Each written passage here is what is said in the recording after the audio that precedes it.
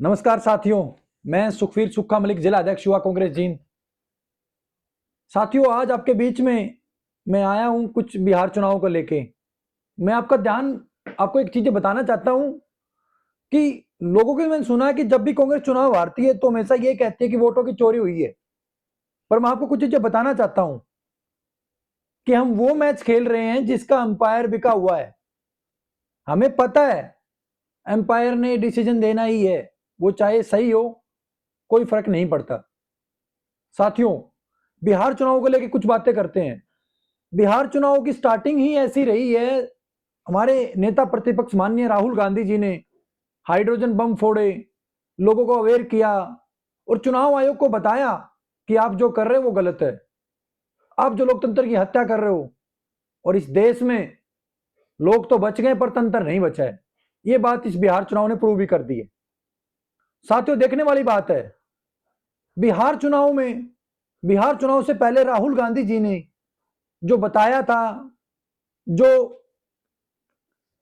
Election commission और भाजपा का जो गठबंधन चल रहा था, जो अंपायर की फिक्सिंग हो रही थी, उसके बारे में सबके सामने, देश के सामने वो चीजें रखी थी। और इलेक्शन कमीशन ने भी बड़ा अच्छा जवाब दिया था उस चीज का, ये कह के कि मैं माताओं बहनों की वीडियो कैसे दूं, और अगर आपके पास सबूत हैं तो आप अपना शपथ पत्र दीजिए। कितनी हैरानी की बात है, एक चोर आरोप लगाने वाले को यह बोल रहा है कि आप बताइए कि मैंने चोरी की है, और उसको बता दिया गया कि तूने चोरी की है। वो खुद सबूत मांग रहा है, वो खुद नहीं ढूंढ रहा, वो खुद उसके बारे में नहीं सोच रहा, वो नहीं जानना चाह रहा कि भाई क्या सच में ऐसा हुआ है। एक देश में एक लोकतंत्र पे इतना बड़ा प्रहार हुआ कि जो हमारे बाबा भीमराव अंबेडकर जी ने जो हमें ताकत दी है, उस ताकत का दुरुपयोग किया जा रहा है सरेआम। एक लोकतंत्र को खत्म करने की साजिश की जा रही है, और हमारा इलेक्शन कमीशन भाजपा के साथ मिलके उस चीजों को बीजेपी के साथ चल रहा है, और ये चीजें बता रहा है, उल्टा उनके ऊपर आरोप लगा रहा है। कितनी शर्म की बात थी। अब चलो, बात बहुत लंबी हो जाएगी। मैं आपसे कहना चाहता हूं कि बिहार चुनाव को देखे ना, एक बक्सर विधानसभा की सीट की बात करते हैं, बड़ी चर्चा में चल रही है और सभी उसके बारे में बात कर रहे हैं। जो भी हमारे सोशल मीडिया के जो जिनको देश से प्रेम है, जो देश की आवाज उठाते हैं, बड़े ही कई साथियों ने उन चीजों के बारे में लिखा है। सबसे पहले शुरुआत कहां करती है भाजपा? भाजपा शुरुआत करती है एसआईआर से। जब राहुल गांधी जी ने उनकी गुत्थी खोलने का काम किया तो एसआईआर ने एकदम से 60 लाख वोटरों के वोट काट दिए गए। और जब कांग्रेस पार्टी ने, हमारी पार्टी ने जब बात की कि भाई हमें डाटा जारी किया जाए कि भाई जिन लोगों के वोट कटे हैं, और करीब 22 लाख के करीब नए वोट बनाए गए, और बड़ी हैरानी की बात है वो डाटा जारी नहीं किया गया।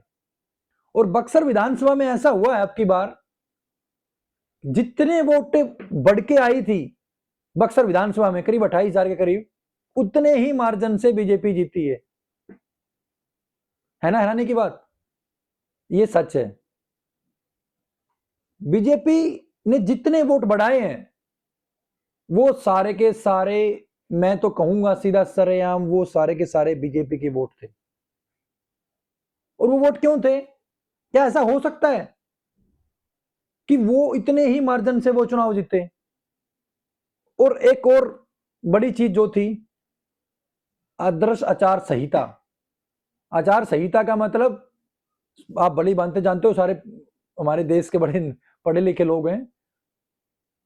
आचार संहिता के अंदर महिलाओं के खाते में 10-10 हजार रुपए, और वो 10,000 रुपए नहीं थे, वो वोट चोरी थी, सरेआम वोट खरीदी गई थी। और इलेक्शन कमीशन ने इसमें पूरा साथ दिया है भाजपा का। अब आप फिर भी कहोगे कि ये मिली भगत नहीं है इलेक्शन कमीशन की और भाजपा की? इस देश को लूटने का जो संगठन तैयार किया गया है भाजपा और ज्ञानेश कुमार जी ने, ये देश के लिए खतरनाक है, घातक है। वो दिन दूर नहीं, कहीं नेपाल वाला काम इस भारत में ना हो जाए।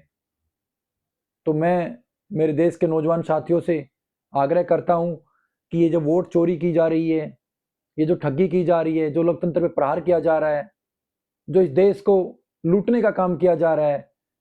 राहुल गांधी जी की इस मुहिम में जन जन तक इस आवाज को पहुंचाएं और वोट चोरी को रोकने का प्रयास करें। हमें बताना होगा, आज नहीं तो कभी नहीं। अगर आप भी नहीं सुधरे, अगर आप भी नहीं जागे तो कभी नहीं जाग पाओगे। धन्यवाद साथियों।